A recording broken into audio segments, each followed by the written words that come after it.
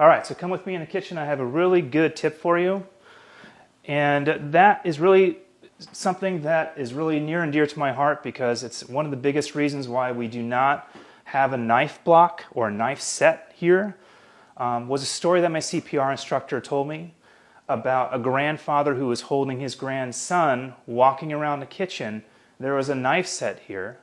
His grandson picked out a knife without his grandfather noticing, and he had it down in his hand like this.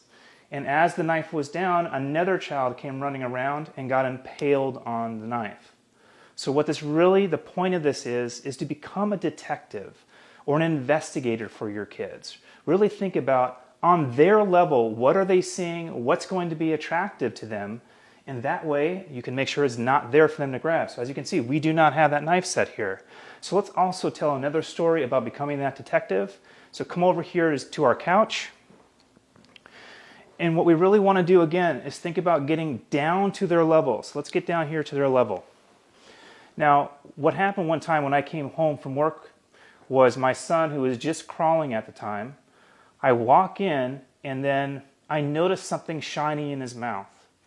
And as I got closer, I made sure I didn't startle him, but I got the object out of his mouth and it was actually a screw, okay?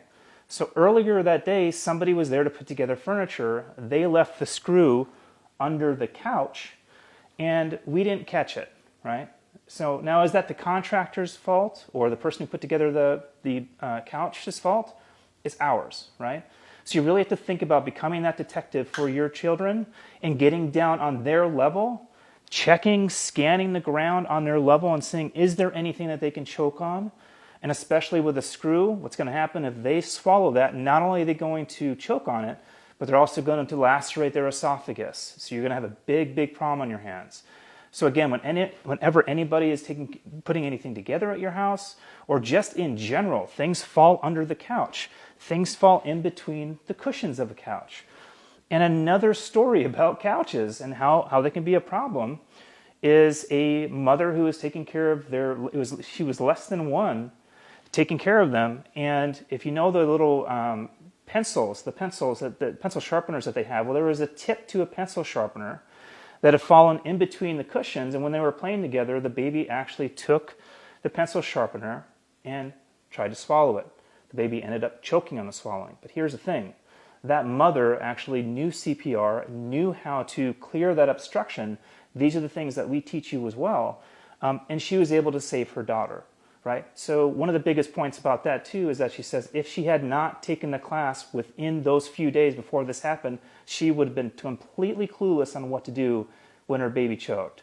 So again, really think about becoming your child's investigator, your child's detective, getting down on their level in every room that they crawl around in on a regular basis, and really think about also, even when you're holding them, you can think about the stove. If you're making soup, making hot liquids, can they easily grab a pan and then with boiling water and then tip it over? Yes. If they're sitting on, their high chair and they're near a cloth on a kitchen table, could they grab the cloth and then cause problems with that, or grab a knife on the cloth? So really think about these things as you are preparing to create a safe atmosphere for your baby or child.